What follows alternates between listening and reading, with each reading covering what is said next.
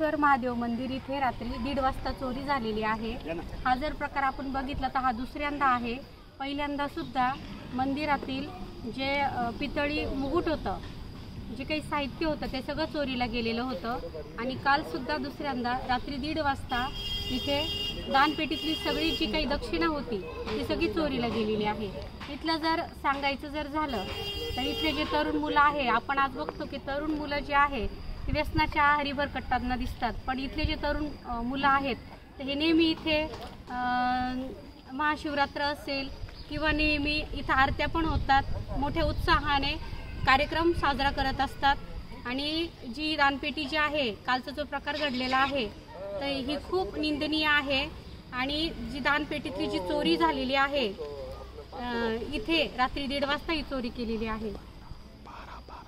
रात्री 1:30 वाजता